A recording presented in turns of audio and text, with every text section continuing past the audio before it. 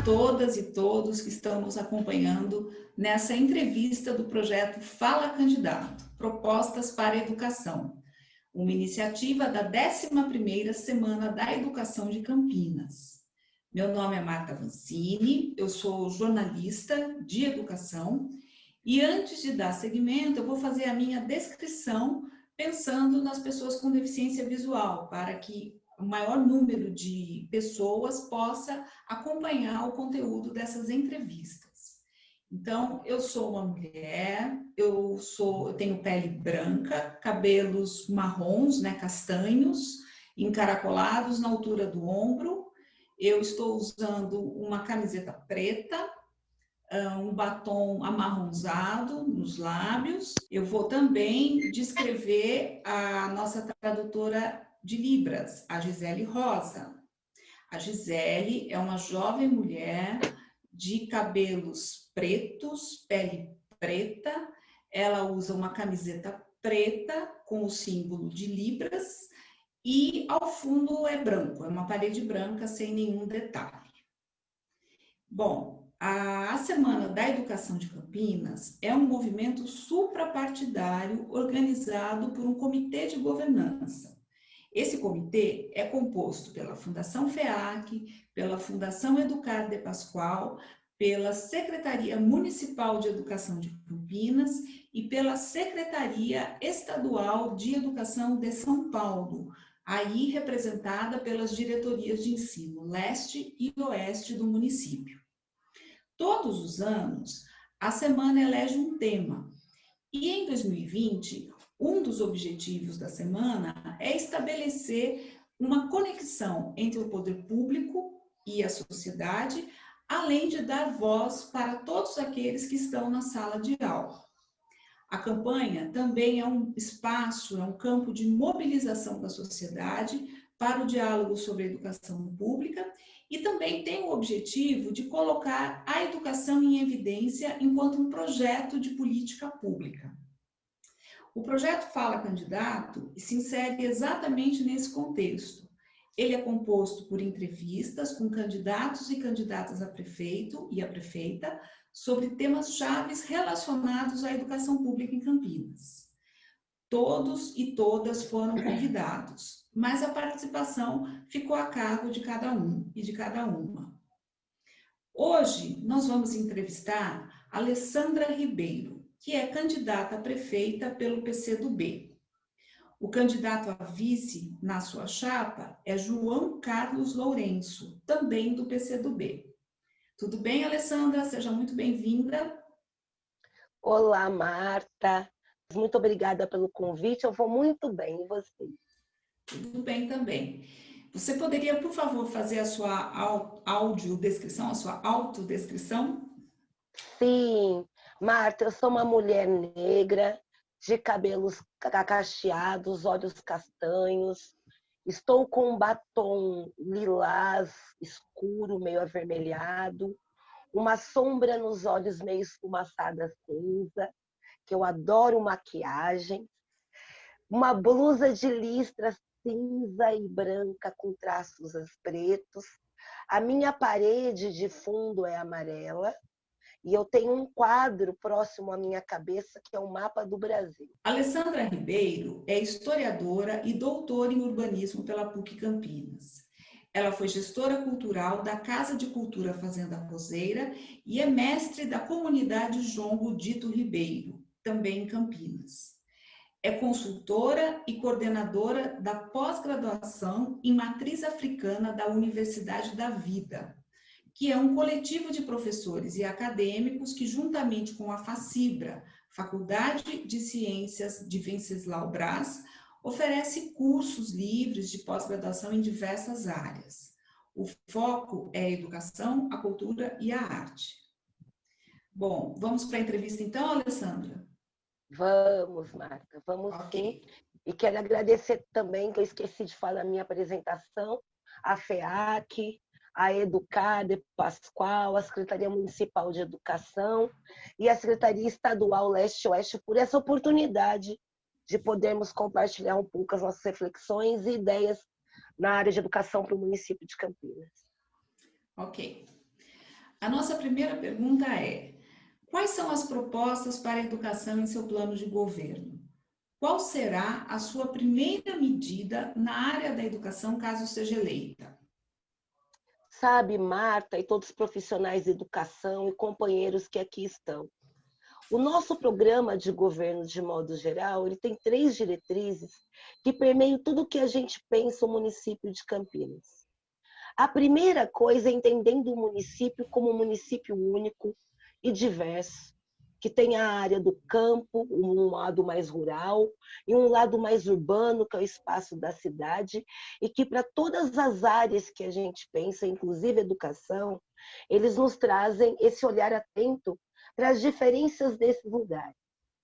A partir disso, é essencial, e a gente entende que o prefeito, né, que a prefeita, no meu caso, ele tem que ter uma visão de liderança do município como um todo, mas estar totalmente vinculado e compromissado com a nossa sociedade democrática. É fundamental que a gente execute uma gestão democrática, com participação popular, porque não é possível pensar um território dessas dimensões sem levar em conta essas diversas experiências acumuladas pelas pessoas, entidades, organizações, empresas, comunidades que atuam nesses territórios, como o combate da desigualdade.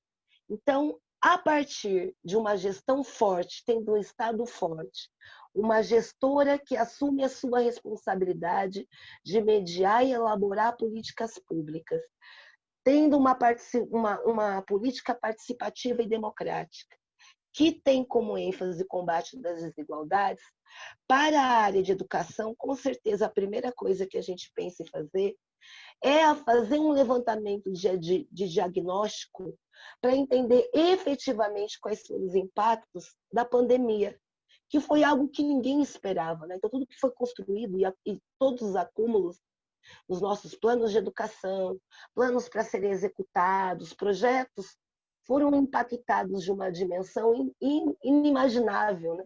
A gente nunca imaginou. Então, tudo que os nossos professores fizeram no primeiro momento foi se desdobrar para manter o vínculo com seus alunos, tendo que pensar estratégias e elaborar ferramentas que não foram pensadas para isso. A escola, que sempre foi um lugar central de acolhimento e de relação entre comunidade, família e aluno, o próprio corpo docente acabou migrando para um campo virtual e, com todos os esforços que houveram, não foi possível ser atendido em desigualdade, em igualdade. Então, a primeira ação que eu tenho e que vou executar é o levantamento de diagnóstico e ativar o Fórum e o Conselho de Cultura. Eu não acredito numa gestão pública que não ouça as instâncias participativas, aonde diversas pessoas que têm diversos acúmulos dessas realidades se debruçam para nos auxiliar na implementação desse diálogo. Então, não penso numa gestão de cima para baixo, mas uma gestão circular, com muito diálogo com as instituições envolvidas, de todas as instâncias, conselhos, fórum, e principalmente professores, pais de alunos, e onde é possível, ouvindo também essas famílias e alunos, para pensarmos todos esses impactos que a pandemia nos trouxe. A segunda pergunta é a seguinte: por causa da pandemia de Covid-19, desde março, as aulas foram suspensas nas escolas e a retomada presencial começa a ser programada. Na sua opinião, quais medidas devem ser tomadas para que ocorra a recuperação da aprendizagem real e a permanência dos estudantes na escola? Como implementar essas medidas? Sabe, Marta, eu penso a escola, né? Eu trabalho muito tempo com educadores e acolhendo alunos desde 3 anos de idade no espaço da Fazenda Roseira. E eu penso que o que mais me toca quando eu penso em educação é que ela realmente liberta e ela constrói bons cidadãos, quando bem gestada, quando integralizada com a comunidade e quando alinhada às realidades do seu próprio território e município. A escola, quanto esse espaço central desses encontros, após pandemia e com o impacto da pandemia, a primeira coisa que eu acho fundamental evidenciar é que eu sou totalmente favorável com esse não retorno nesse momento agora. Porque é muito difícil transferirmos para docentes, para profissionais de educação, para as próprias crianças, a desconstrução do próprio espaço da escola, que é o espaço de encontro, de troca, de socialização. Nós estamos no desafio de repensar uma cultura para um ambiente que foi consolidado há anos. Como que a gente vai colocar um chip na cabeça das pessoas, das crianças, que aquilo que é comum na escola agora não é mais? Não é possível fazer dessa forma. Então, nesse sentido, eu sou sim favorável que a gente respire e replaneje para fazermos atitudes concretas, possíveis e seguras. Porque, infelizmente, a Covid é uma doença extremamente grave e que cada realidade do nosso município foi impactado, como eu disse, de uma maneira. Tem crianças que usam transporte público. Como que eu penso retomada de aula sem pensar uma ampliação de transporte para ele chegar na escola? Como eu penso o próprio espaço da educação sem pensar a segurança dos professores, de todo o corpo que trabalha na escola, que vai acolher essa diversidade de alunos e a segurança dessas crianças que vêm de N realidades e que tem a escola, a juventude, o descobrir como primeiro espaço de sociabilidade e encontro. Então, sem vacina e sem medidas efetivamente seguras, eu penso que a gente tem que respirar. Mas é óbvio, a gente teve uma perda de aprendizagem em 2020 e que 2021 terá que traçar estratégias pedagógicas concretas e possíveis para que esse 2020 e 2021 se torne um ano. E aí priorizar o que vai ser o leme, o rumo desse aprendizado vai ter que ser necessário. E essa postura não é só do prefeito e nem do secretário municipal de educação, que é uma crítica que eu tenho à nossa gestão atual, que é a ausência de transparência, né? Eu escutei, conversando com professores, que às vezes é enviado uma rúbrica para consertar a janela, quando o problema da escola é a porta. Isso é absurdo. Isso é falta de diálogo, isso é falta de transparência. Então, quanto gestora desse município, eu posso garantir que os princípios que me fizeram e me sensibilizaram a me colocar como prefeita, eles vão ser mantidos, que é essa possibilidade de termos uma construção em diálogo. Eu quero fazer com os setores da cidade. Eu não quero fazer para. Eu não quero trazer fórmulas para a educação quando eu não estou na realidade da escola, quando eu não sei os impactos que isso causa no cotidiano e quando efetivamente na minha área do conhecimento não é a minha especialidade. Mas eu quero fazer com. Eu sei quais são as leis, as LOAs, as leis fiscais, que me dão, eu sei como funciona a Fundeb e as possibilidades de investimentos que são possíveis ou não na gerência de um município da nossa dimensão.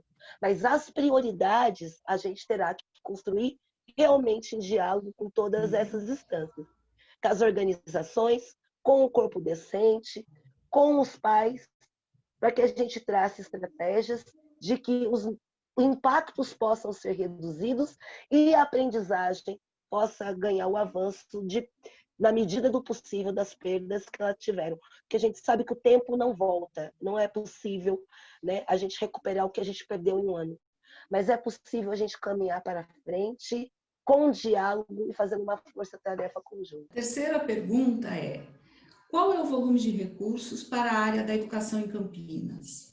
E como esse recurso pode ser aplicado considerando as disposições do Plano Municipal de Educação? Bom, nós temos para 2020 em torno de 1.160.000.000 de recurso. A educação é o que tem a segunda maior rúbrica depois de saúde. E aqui no município a gente já tem uma prática já há mais de 20 anos de efetivamente implementarmos o máximo e às vezes até um pouco mais do que as leis federais nos estabelecem para essa área. O que é bastante confortante diante do desafio, né? A gente sabe que o município já tem uma prática de ter esse compromisso tanto para a área da saúde como para a área de educação, de investir o máximo que é possível e às vezes até mais do que é exigido. Porém, apesar da gente ter o máximo que é investido para os setores, a gente não tem a transparência, a gente não tem a construção conjunta, e eu acho fantástico quando vocês trazem esse questionamento, considerando as disposições do Plano Municipal de Educação. O Plano Municipal de Educação é algo que tem sido desenvolvido há anos e tem sido executado na mesma proporção. A gente mobiliza o município, mobiliza todas as instâncias, construímos um plano e eu guardo na gaveta, assim, ó. E eu vou executando do jeito que eu quero, sem nem dialogar e comunicar todos os envolvidos. É nesse ponto que eu vou atuar, Marta. Transparência, diálogo e fazer que não só o plano de educação, mas o plano municipal de cultura, o plano municipal de habitação, o plano municipal de saúde, porque a gente tem uma cidade progressista, democrática, e que, independente das desigualdades sociais, a gente vê a potência dos diversos setores que se debruçam do qual a gente poderia ser uma cidade muito mais eficiente, eficaz, num olhar. Olha, a nossa administração municipal, na articulação, ela já tem uma dimensão regional. Há anos que eu participo do comitê da região, na perspectiva da minha contribuição na área da cultura, da minha contribuição com as leis inclusivas, a 11645/08, 10639, pensando essas possibilidades. O que do que a gente produziu nesse acúmulo de anos foi realmente utilizado? E eu penso que aí a nossa ineficiência é não aplicar, inclusive, as contribuições de que esse conjunto de especialistas nos trazem e que nos ajuda a fazer uma gestão melhor, porque como eles estão debruçados naquilo e têm profundo conhecimento de suas realidades, nos economizaria recursos, que às vezes são dispersos, como eu falei. Eu mando recurso para a escola com uma rúbrica vinculada para a janela, quando o problema da escola é a porta. Eu mando uma reforma de um pátio, quando o que tem que ser reformado é a merenda, o espaço de alimentação. Isso é um absurdo.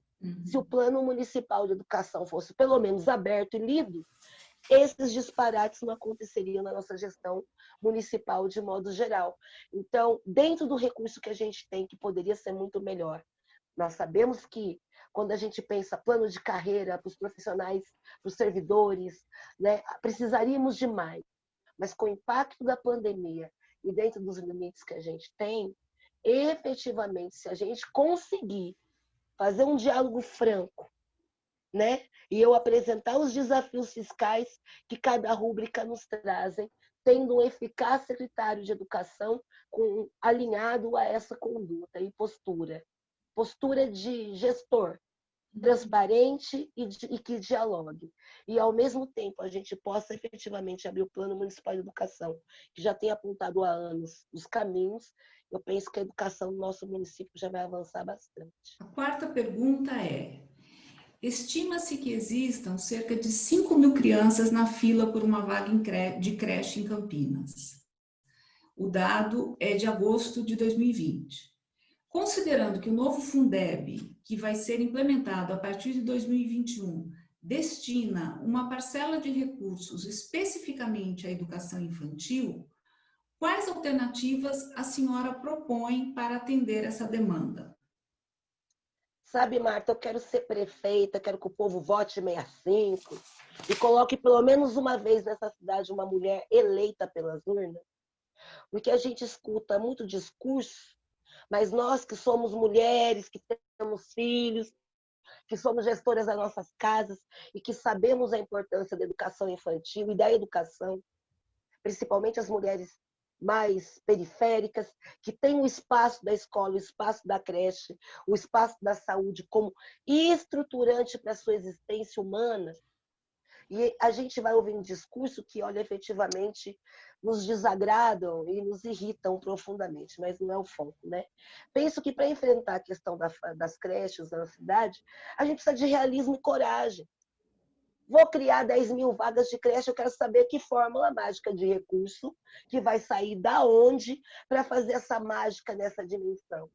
Então, a gente tem que ser realista, a gente tem que ter coragem e a gente tem que efetivamente, a gente não tem com clareza nessa cidade, essas 7.000 vagas de déficit, 5.000, são mais precárias em quais territórios? Quais lugares que estão localizadas efetivamente essas dificuldades? A gente que caminha na cidade, a gente sabe, mas aonde que está isso na transparência da política pública? Que horas que a gente vai fazer um alinhamento real com essas organizações de educação infantil que têm sido fundamentais? Que hora que que esse nosso plano municipal de educação vai estar alinhado com essas nossas parceiras que executam a educação como parceria? Então, eu penso que para resolver a creche, mais do que eu falar que eu vou abrir 10.000 vagas, é ter a certeza que eu vou ter que resolver isso a curto, médio e longo prazo. A curto prazo, nos territórios mais vulneráveis, sim. A médio prazo, nos territórios mais transitórios. E a longo prazo, porque vai investir em construção. Eu vou precisar de mais recurso federal. Eu vou precisar de que a nossa rede municipal da RNC e a Frente Nacional dos Prefeitos, do qual o nosso prefeito é uma liderança, que deixou muito a desejar quanto liderança, tem uma estratégia comum, porque o problema de educação é em todos os municípios. E somos nós que estamos na cidade, que estamos de fato em contato com os desafios da população. A creche, esse déficit, não é de agora, de 2020, não é de 2018. É desde 2016. Você pega os debates de 2016, a questão da creche já existia. Pega o debate de 2012, a questão da creche já existia, porque a vida humana não é estagnada. Todo dia nascem crianças. A população cresce todo dia. Então, a gente tem que ter coragem e realismo para falar essa verdade e traçarmos estratégias possíveis e concretas. Então, a primeira coisa, como eu digo, eu sou pesquisadora e sou muito técnica nesse sentido, porque acredito que uma gestão tem que ser transparente, eu não posso mentir para a população. Onde estão os maiores problemas? Quais as possíveis parcerias que podemos resolver a curto prazo para conter o caos? E como vamos, de uma forma ampliada a longo prazo, captar mais recursos, porque a gente vai precisar de verba federal, a gente vai precisar entrar em investimentos, para que a gente amplie as estruturas. Porque falar de déficit é falar de estrutura, construção predial, de áreas, de funcionários, de concurso público. É um conjunto de coisas. Então, às vezes, a população escuta: eu vou abrir 7.000 vagas em naves mães, em creches. Concretamente, não é uma realidade, é uma inverdade, é uma ilusão. Na realidade, a gente consegue diagnosticar, a gente consegue ampliar a parceria com as que já temos e fazer uma gestão melhor dessas parcerias público e privada que já temos com as OS, com as ONGs, que já estão gestando, para que tenha uma educação global, né? Não posso aprender uma coisa na ONG e uma outra coisa na creche municipal. Isso tem que ser unido. O programa, o projeto para a educação, ele é único para o município. Isso tem que estar em diálogo. E temos, sim, o compromisso de, em 4 anos, buscarmos esses recursos que vamos precisar, que perpassa pela ordem federal, perpassa pela ordem estadual, para construirmos a materialidade de mais instituições. Quinta pergunta, candidata. Em dezembro de 2018, o Plano pela Primeira Infância de Campinas foi concluído. Quais propostas do plano a senhora destaca como as mais relevantes para investimento imediato? Qualificação dos servidores que estão na base. Eu acho que essa solicitação é a primeira ação que eu vou ter e é a mais concreta, porque nós vamos ter que nos requalificar até pela nova realidade da pandemia, né? E quando a gente fala de educação infantil, a gente está falando de bebê. Como que vamos lidar nesse novo contexto com os nossos bebês, que vêm desses diversos territórios? Como vamos dar segurança para os profissionais que acolhem essas crianças para acolhê-los? Então, a primeira ação que eu vejo como solicitação que foi muito posta é o olhar para os servidores, para esse conjunto de profissionais que estão na base, que não são ouvidos e que às vezes não são vistos como pessoas. O olhar da minha gestão é priorizar as pessoas. A cidade, o município, o campo é feito por pessoas. Se não tiver ninguém, não faz sentido. O espaço da creche, da escola, sem ninguém lá dentro, é só um prédio. Sexta pergunta. Uma das características de Campinas é a oferta de ensino fundamental compartilhado entre o Estado e o município. Quais medidas a senhora pretende adotar para melhorar e tornar mais efetivo o regime de colaboração entre essas duas instâncias de governo? Bom, a primeira, como eu disse, eu vou com certeza articular e utilizar a nossa ferramenta da região metropolitana de Campinas e fazer uma ação com os gestores para que a gente consiga levar esse diálogo para a esfera estadual e federal. A gente sabe que no próprio território, um dos maiores desafios que a gente tem é porque o servidor da educação da profissional municipal com o estadual, quanto profissionais, eles têm um atendimento e um olhar muito diferenciado. Muito diferenciado quanto profissional, quanto acolhimento. Então, se os profissionais que estão na base não se sentem incluídos, que política mágica é essa que é possível ser construída para que a gente consiga, no âmbito do município, fazer uma política comum? Então, temos que pensar tanto no campo dos cargos, salários, dos profissionais que atuam na educação, mas também temos que costurar no Estado, principalmente, que os municípios tenham autonomia para ter um programa comum. Porque o programa e as imposições do Estado não se comparam, é muito disparate com a do município. Você pega o programa educacional do município para séries iguais, às vezes parece que a gente está falando de dois planetas, um Marte e o outro nem sei qual, de tão diferente. Então, se estamos no mesmo município e vamos escolher pessoas com os desafios iguais, pelo menos no campo do nosso programa, no plano do nosso trabalho, esse diálogo tem que haver. A gente sabe que no campo dos profissionais, dos servidores, compromissados com uma educação melhor para todos, isso existe. O que não existe é na gestão pública, no âmbito do Estado, ao qual, de acordo com o secretário que a gente tem, é a condução que ele tem. De acordo com o governador que a gente tem, é o desmonte que a gente sofre. E pior, de acordo com os acordos políticos, né, que é algo que a gente tem que mudar, o gestor público ele tem que servir a população. Ele é eleito para servir. Ele não é eleito para fazer uma base política. Então, ele tem que gestar política pública. Não é possível que na gestão da Alessandra Ribeiro a gente tenha avanço e venha uma outra gestão que desconstrua o que é bom porque ele não alinha aquele pensamento político partidário. A gente está falando de política pública, de cidade, de município e de pessoas que são impactadas por isso.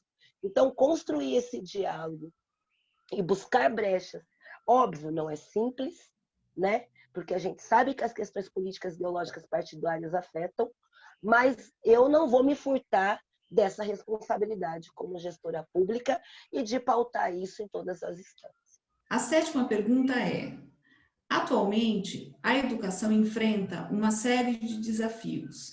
Na visão da senhora, quais práticas devem ser incorporadas nas escolas do município, alinhadas ao mundo contemporâneo e que desenvolvam a autonomia e promovam a participação dos estudantes? Qual é o primeiro passo para viabilizar esse processo? Eu penso que o primeiro passo, depois de dialogar com os fóruns e conselhos de educação, é efetivamente aproximar as universidades. Penso que esse advento da pandemia evidenciou o quanto não existe esse diálogo e o quanto estamos vulneráveis. Nós temos um município de tanta potência, Marta, na ciência, na tecnologia, em soluções territoriais, que às vezes os territórios mais periféricos, que a gente nem olha, eles dão soluções simples, que a gente não tenha diálogo. É triste pensar uma gestão que não dialoga com a população. Eu acho isso um dos maiores problemas do nosso município. Então, a pandemia mostrou, por exemplo, aquilo que todo mundo já sabia e fingia que não estava vendo. A gente fala de empreendedorismo, a gente fala de 5G, mas a gente não fala de como as escolas, os postos de saúde, as comunidades com menor densidade, os territórios rurais, os lugares mais afastados acessam a tecnologia. O que aconteceu com a pandemia? Ah, não pode ter contato físico? Como que as pessoas se comunicam? Então, o novo, né, infelizmente evidenciado por essa tragédia, da qual eu tenho total solidariedade, essas mais de 1.200 pessoas do nosso município e do Brasil, mais de 140 mil vidas ceifadas, por falta também de uma boa condução desse desgoverno, mas entendo que aproximar as universidades, a gente tem esses centros tecnológicos para nos auxiliar a fazer com que a comunicação efetivamente chegue em todos os territórios, é a primeira ação fundamental. Porque, independente da crise sanitária, que vai nos impor limitações, que não sabemos o impacto de quanto tempo levará para que aquele antigo convívio possa ser feito em segurança como era antes, sem isso estar muito bem resolvido, vai ser muito difícil pensar em avanço de aprendizagem e inclusão com maior igualdade em todos os territórios. Porque com todos os esforços que foram feitos, a gente sabe que muitas pessoas, muitas crianças não acessaram. Com todos os esforços de manutenção de vínculo, nem todos os professores conseguiram mantê-los também, ou por conta da comunicação, ou por conta do não preparo para isso. E como a gente sabe que toda essa realidade atual fez a gente compreender no fundo da nossa alma que não é possível a gente estar em casa falando de distanciamento social, na nossa cama, no nosso conforto, com a nossa geladeira cheia, sabendo que tem pessoas morrendo por necessidades essenciais.